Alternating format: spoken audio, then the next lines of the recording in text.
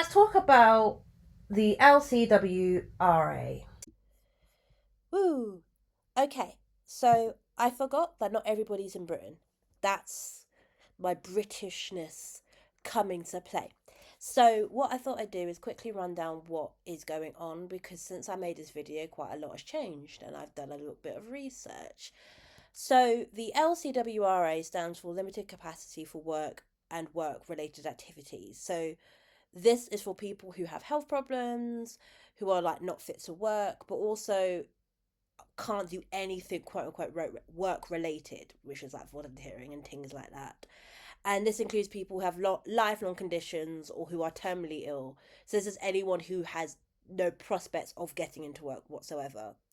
Now, originally, what was going on is that this was going under a lot of proposed changes.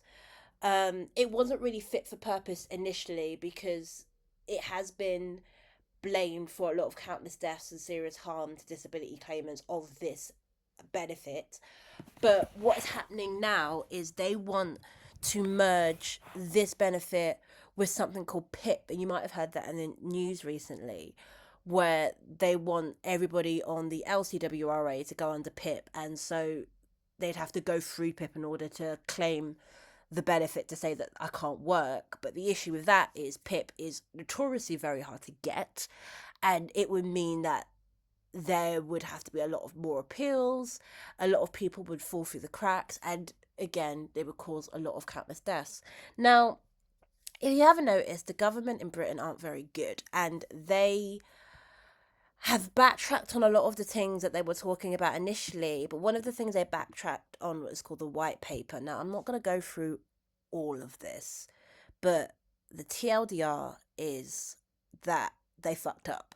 And they've got someone called, I want to say McFadden, who is the Work and Pension Secretary.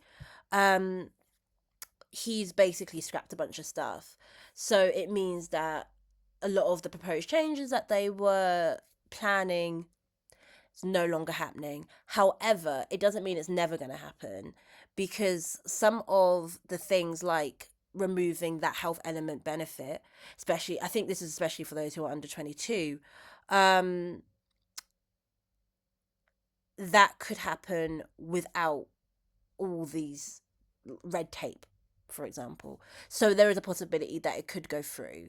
So I just want to make that clear because it's not happening, but it's kind of happening. It's not as straightforward as there's a bill happening, we need to reject it. It's more like some of them need to go through extra red tape. Some of them need to go. I don't know if I'm using that phrase correctly, but anyway, um, some of them need to go through extra steps, some of them need to go through extra procedures, some of them might go through quietly because there has been reports that people who are currently getting the LCWRA benefit through universal credit, uh, that they're getting messages that they need to be assigned a work coach, right? Which is very suspect when these people have been deemed not able to work. So it's a hard one because, like I said, Britain are very sneaky. So some of these aspects might be going through, some of them might not in the upcoming months. There is a speculation that things are going to be announced separately. So, like, the government will say, okay, we are removing the health element of universal credit for those under 22. The end. Rather than clouding it with a bunch of other proposals to try and get it through, because universal credit, as I'll get into the video, has not been advocated for as much compared to PIP. There's reasons why for that. The TLDR for that one is because those on universal credit, consider it like SNAP benefits.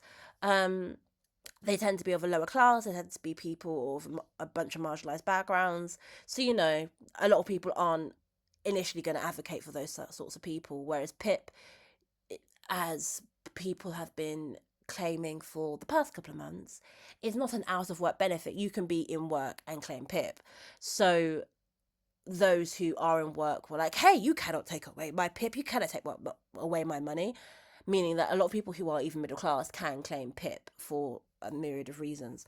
So, yeah, like I said, it's not straightforward, and I'm going to more talk about the social structures around the organising of this bill. But if you wanted to know what exactly is going on, I thought I'd just give a quick tidbit on that. Anyway, there are a lot of disability organisations that don't like me, and oh boy, you know what? With good reason, because I like to call you lot out. And the reason why I like to call you lot out is that very few of you like to connect the dots. You can talk about ableism till the cows come home. You can talk about ableism till the cows come home. But the fact that you can't see that this is just a eugenics project. This is a eugenics project in the UK. Everything that is happening right now is just forcing us, what's the word I want to use? We're like hurtling towards a goal. You know, you can talk about universal credit, and people have, and I think people should continue, that the idea that, under 22s are just not allowed to get universal credit. So what about the people who are sick and disabled, who need to look after a family or whatever? Fuck them. They want them into work. If not, they are lauded as useless eaters, which is an ableist term. They are assumed to be not economically viable, which is, again, a disgusting term. That's one aspect. Why aren't we connecting assisted dying to this framework? Why aren't we connecting that return to work report, or whatever the fuck it's called, which blames people for not romanticising work and doing everything they can to try and get reasonable adjustments? When have you ever had an employer try and give you reasonable adjustments? Because my employer was supposed to get me a chair so that I could sit down with my spasmed ribs. Did they fuck? The access to work people actually said you should just work from home, because if they're not going to do anything and they're like forcing you to do access to work when access to work told me to work from home, they're changing the curriculum in schools. They're saying that they want people to understand work more. They want them to understand taxes. They want them to understand this and that. I can fucking guarantee you that a lot of these poorer kids understand taxes. A lot of these middle class kids know they're going to be alright. They know they've got a job once they finish education. They don't even need to finish education. Children know what it is to work. I started working when I was 15, 16 because I knew for a fact that I was not going to be able to afford to do music. So I started saving when I was 16. The pathologising disability, they are always accusing people of faking disability on TV. Oh, they don't have mental health. They don't have mental health. Back in my day, they needed to get this. Back in your day, people killed themselves. So I don't know what the fuck you're talking about. What I do, because here's the thing, and I just want to say this up front, they are telling you what they want to do to you out loud. I think what we need to do as people who claim that we care is, as people who claim they care, what we need to do is we need to start connecting the dots.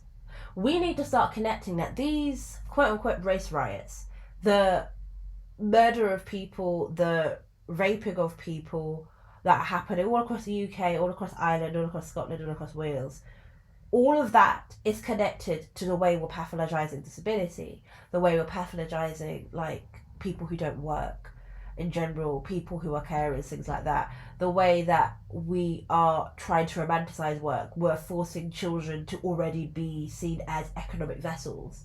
All of this is connected. Those who are suffering from the lack of preparedness from the pandemic, which is still going on, in 2020 to 2022, 2023, there was this promise that once we get out of the pandemic, quote unquote, we are going to be flourishing. It's fine. We just need to get through this moment. We just need to beat it in using war terms. And then once we do that, then we will flourish. That didn't happen. Because of course, if we look at it at face value, people fucking died. And now there's a group of people who refuse to die who are now sick. The government are now trying to find ways to put a blame on someone. So they're blaming everyone. They're saying, you know what? These Negroes, these Asian people, they don't want to work. So you know what? Go kill them. They're saying, oh, these disabled people, they're just faking it. Go kill them. Oh, anyone that's seeking asylum, They're wasting resources. Go kill them. That is what they're saying. Whether it's the government, whether it's these right-wing pundits, whether it is these YouTubers that are on here who claim to be for the people but they ain't. There's this Irish YouTuber who I literally have you are my op. And so many people share your content and I dislike you. Anyway, there are so many people who are saying the quiet part out loud, and I think if you claim to be a disability organisation, whether you are like Scope or you are just like 4 people in a suit, all of you collectively need to put this together and you need to start connecting the dots. Otherwise, you are aiding fascism at that point.